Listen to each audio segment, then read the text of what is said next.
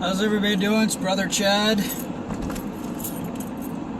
I want to share another testimony. This is actually, while I'm at it, making videos today like crazy, I'm going to share my my second NDE. And this bothered me for the last 4 or 5 years because I actually thought it was a rapture dream, because I was kind of only remembering floating up slowly. And something didn't feel right about it. Something seemed too real, like I was in a nice new house and I couldn't figure out where I was, but it all came back to me, I don't know, right around Christmas time or a little before. So I want to share that testimony now.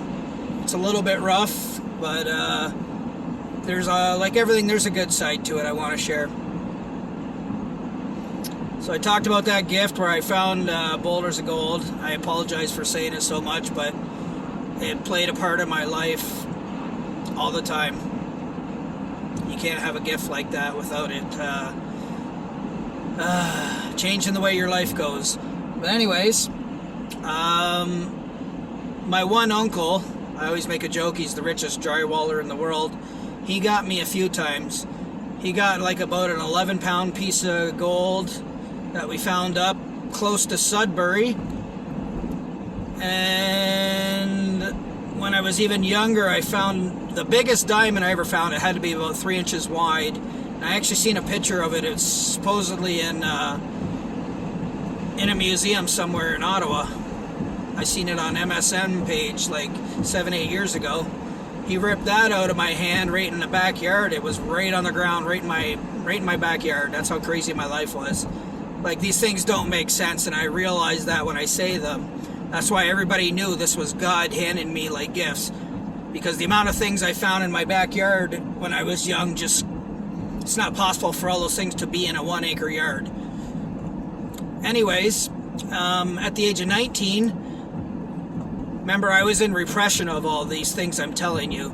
So people were continually using me, and I would just go back into repression because it would hurt. I kind of knew everybody was stealing from me and then threatening me, and my defense was to just repress it all like it wasn't happening. So again, at the age of 19, he and my cousins invited me back up, and we went back up to wherever that place was. It was about 20 minutes, half an hour before Sudbury, right along the Trans-Canada Highway.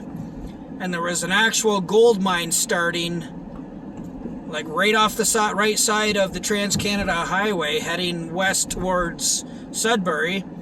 And there was just bush, like northern Ontario, just bush, but on the corner there was like a high 15-foot steel cage fence there. And I'm like, why would that be in the middle of nowhere in the bush? Like, there's no houses, nothing around. And then all of a sudden, as we're driving by, we seen like a big, about 30-foot wide hole going into the ground, which they were obviously starting a gold mine there.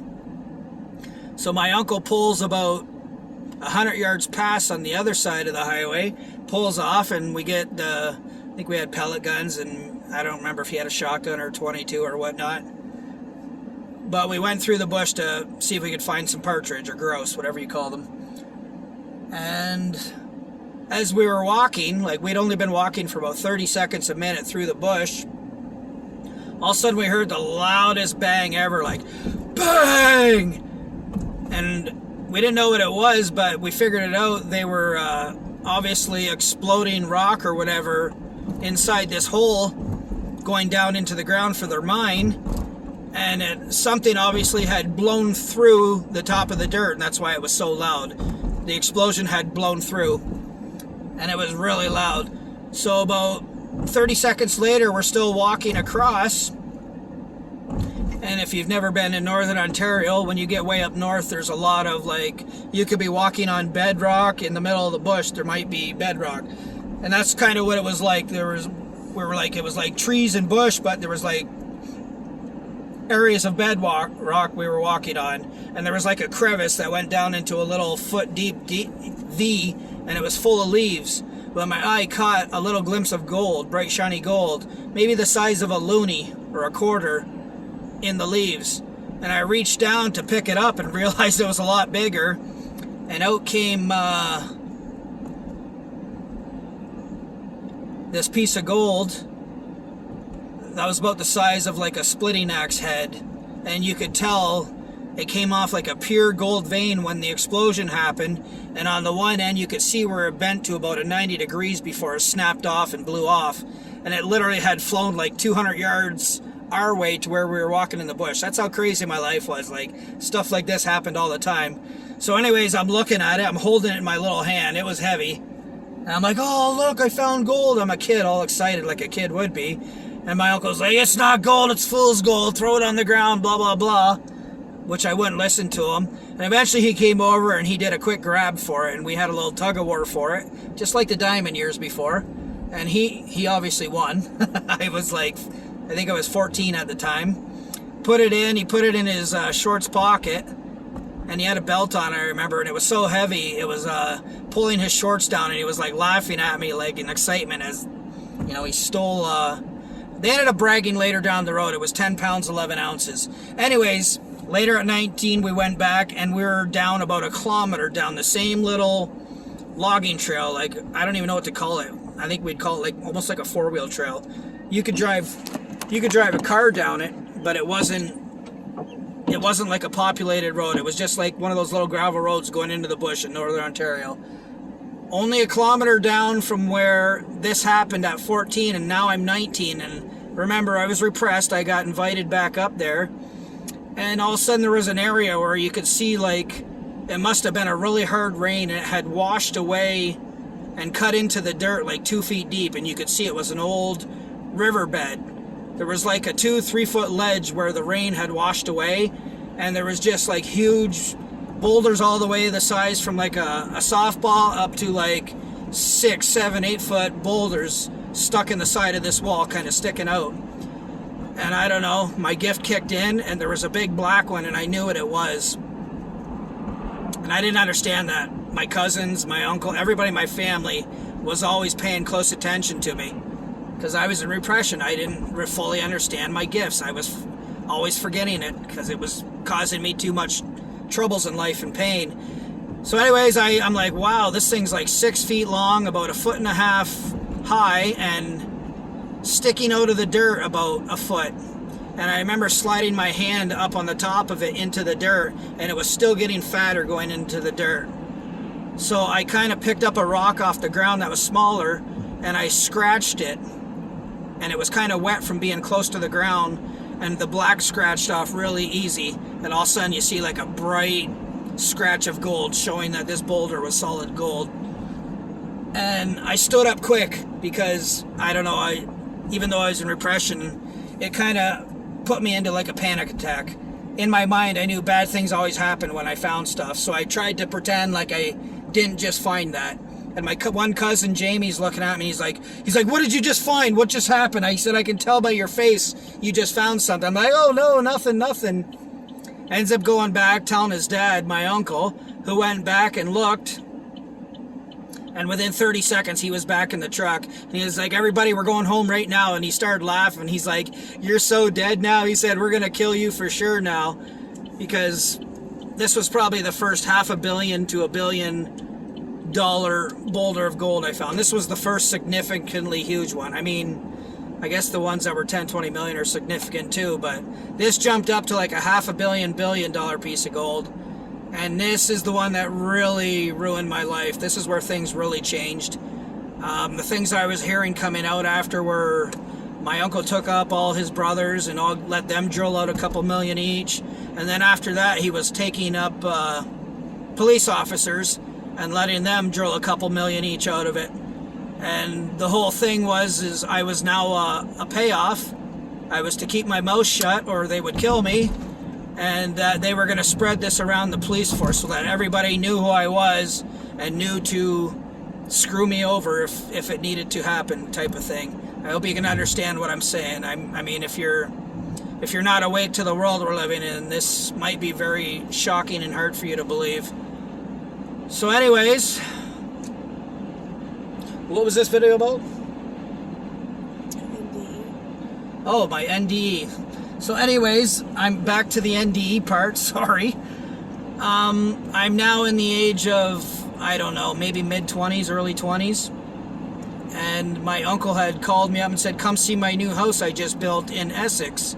And I didn't even know he was building a house. He was a drywaller, but he always wanted to contract and build his own houses, which obviously wasn't a problem for him now. He had lots of money, right? So I went to Essex to the address he told me. My cousin Brian and Jody lived right beside it, and he had bought a lot right beside them and built a brand new beautiful house. And I got there, and my uncle Tim and Aunt Chris were just leaving there, and I remember it got a little bit ugly with them. My uncle's like laughing at me. My Uncle Tim's like, we took everything from you. There's nothing you can do about it. It'll be 300 people against one if you try to say anything, and this and that and whatever. I told him, I don't know what I said. I store my treasures in heaven or whatever I said, and went into the house. And right as I went into the house, I caught my one cousin coming around the corner of the house out of the side of my vision as I went in. And I went into the new house, and it was very nice. He did a really nice job. It kind of stepped up. You walked in, and there's like a little small foyer where he had like a white leather Italian coach sitting there right at the door. And then it went up about 6-8 steps to a beautiful, like, the whole left side of the house was like a vaulted 16 to 20 foot ceiling that just went up, open concept with the kitchen, big kitchen and everything. And to the right of the stairs going up, it was like a solid oak wall. Like he had paneled the whole wall that went from the floor to like 18, 20 feet up, whatever it was, solid oak. And I remember looking at that, and then all of a sudden, I don't know what happened. All of a sudden, somebody's got me in a rear naked choke from behind. Like I didn't even get more than 3 feet in the door, and I'm in a rear naked choke. And all I remember in this memory is my uncle's up about 20 feet in front of me and up the stairs, and I can hear him saying, "Stop! You're doing it too hard. You're gonna hurt his throat." Blah blah blah. And the next thing I remember is I'm looking at that oak wall, and I'm slowly floating up the oak wall. And my vision, if you didn't watch my first testimony when I died, my vision was amazing. My mind was blown just looking at the grains in this oak wall as I'm slowly floating up the side of the wall. That's the only thing I remember after I came out of my body there. I don't remember looking at anybody or who did it or anything, which obviously I believe it was, I thought it was my Uncle Tim, but now I'm pretty sure it was probably my cousin. And I'm just staring at this oak, and I could, like, the way you can look at the grains in the oak right now compared to, I talk about the vision we get when we come out of our body and we're in our spiritual body. I was seeing so much more grain, like just the details I could see. I was staring at that oak wall floating up that 16 to 20 whatever foot wall it was, and I remember getting up to the ceiling and start going right through the ceiling. Like I just was at a really slow float going up. And I remember as I was going through the ceiling, I couldn't see for a second, because that second I was actually going through the ceiling, I couldn't see, right? I was in the middle of the ceiling. And then I was in the attic. And then again, couldn't see for a second as I was going through the actual roof. And then I remember coming out and being outside, and I don't think I got more than 5-10 feet up higher than the roof. And all of a sudden I remember coming back into my body down at the bottom of the steps again. And the look on everybody's face, they were all like tripping out. They didn't know what to do. I don't know if they had been slapping me or mouth to mouth or how they brought me back. But I remember the look on everybody's face. Everybody was gasping. They know they had just killed me. And my uncle's gasping and like, "Holy F," he's saying, and over again. And I ended up taking a tour of the house even after that. It's like my first testimony. I didn't realize what I had just went through. I don't know if it was already repressed, or like I said before, it's kind of like if you get knocked out and you wake up and it feels like you might have been out for hours. I didn't remember already that I had just been choked out from behind. So I got this memory. I'm walking around his house looking at the new house he built, looking at the bedrooms and that, and the whole time I'm going, I don't know what's wrong with my throat. There's something wrong with my throat. My throat hurts, like I feel a kink in my throat or something. And he's like shaking his head the whole time. Nobody was saying anything, right? Like just another attempt at my life, and they actually took me out of my body. But I want to go to the positive side of this. I've been talking about how tired I am waiting for Jesus right now. My flesh is tired. I've been through a lot. our sin this is what the Lord's been showing me, and the Bible talks about it, but our sin puts weight back on our flesh. It makes things harder for us. If we stay really good and we live how we're supposed to, obviously it's easier for us to stay in a better place. When we go through life and go through things like this and sin ourselves, and just the weight of life, it wears down on our flesh over and over. Even after we've been saved, we get more tired, our flesh becomes weaker. And obviously we can, I want to speak the life part of that. We can change that at any point. We can renew our strength. He renews our strength every day to survive. But the whole point is, a lot of us have a lot of weight on our flesh. We're tired. We're waiting to go home right now. But I wanted to say, when I came out of my body, the peace I felt again, and I don't know how old I was, early 20s. My first time I died, I was 13. But the first thing I noticed was just how peaceful I felt. Like the weight of my flesh was not there anymore. It just felt so good, like being out of our fleshly bodies. It's so hard to explain. You don't understand the weight you have on you right now compared to when you come out of this body. It's like night and day, and I wanted to share the joyous. I mean, it's hard the way I died again. Twice I've died by asphyxiation. Once with a pillow on my face and once with a rear naked choke now. But I've got to experience being out of my flesh in the spiritual body twice, and it's amazing. It feels absolutely amazing. And it's only going to be good if you end up in heaven with it. It'll be horrendous if you end up in the lake of fire, being able to see that well and all your senses are heightened. Everything you hear, feel, touch, smell, everything is heightened once you come out of your flesh. And I can't express to you enough how important it is that you strive to enter into his kingdom. You do not want to end up in hell with your spiritual body. It's just the torture's more torture than you can understand, because you feel everything. Everything's more, it's just stronger. All your senses are stronger when you come out of your fleshly body. So I wanted to share that. This is my second NDE. Yeah. Choked again by a relative. And this is another family I've talked about. They got the big boulder gold that looked like a propane tank. It's one of my farmer uncle's sons. So, I forgive everybody. I really don't have a choice. The Bible lets us know I have to, and I don't want to hold myself down. But, yeah, we got to be forgive if we've been forgiven. And I guess I'll take this as a blessing and as encouragement for others, what it's like when you come out of your body. Like, it's just so peaceful and so amazing. And I look forward to it again. Anyways, I wanted to share that with all you guys. Keep looking up. What did I want to say about this? Oh, the Bible talks about those that will never experience death. How amazing is that? Some of you out there living right now, I've died twice, but some of you out there are going to go from where you are now right to your glorified body. You will never have to experience death. How amazing is that? I wanted to encourage you guys with that. Like, you're never going to experience the things I did. You're going to go straight to your glorified body and that good feeling without the trauma I went through, which is awesome. So I wanted to encourage everybody on that.